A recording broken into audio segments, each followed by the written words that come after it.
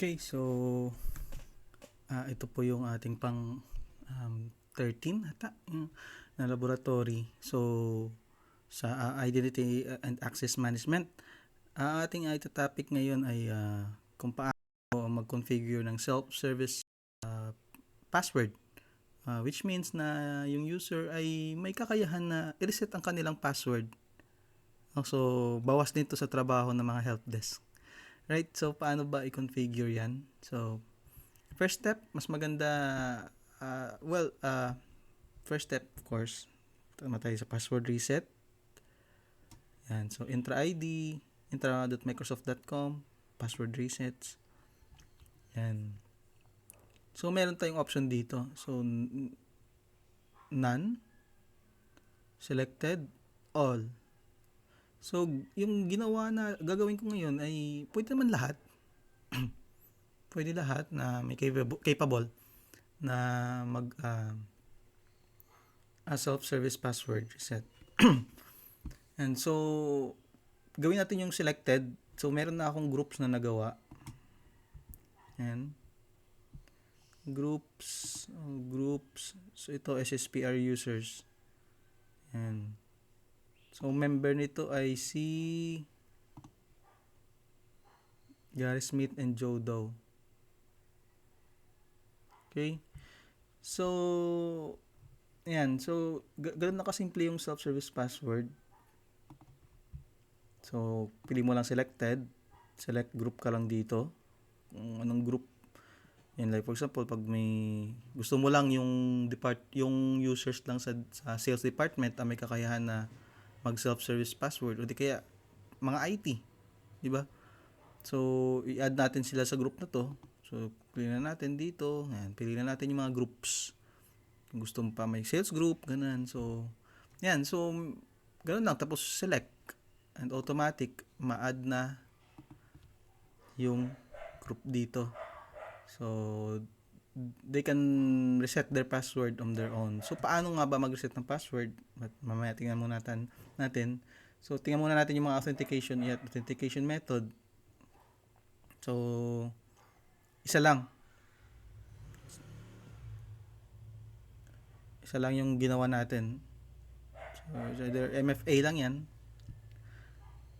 And, yan, registration. Require users to register when signing in. So, require mo lang na mapuprompt siya to register on their own. And, so, every 180 days. So, okay, so every 180 days ay reconfirm niya. Yan, yung pag-register sa SSPR. Sa pag password reset notification. Yan, so notify natin yung users na kailangan na lang i-reset yung password nila. Yan. So wala naman agent, parang sa hybrid. So, ngayon test natin. Try natin i-login register si Gary Smith. Gary Smith.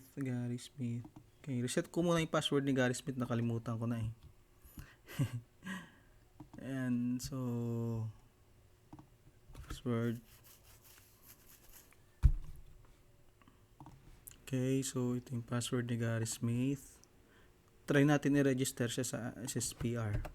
So since na-add na natin siya sa group ng pwedeng mag self-service password reset, i-register natin siya. So paano ba yun? So of course, punta lang tayo sa like for example, open tayo ng incognito. Tayo sa portal.office.com.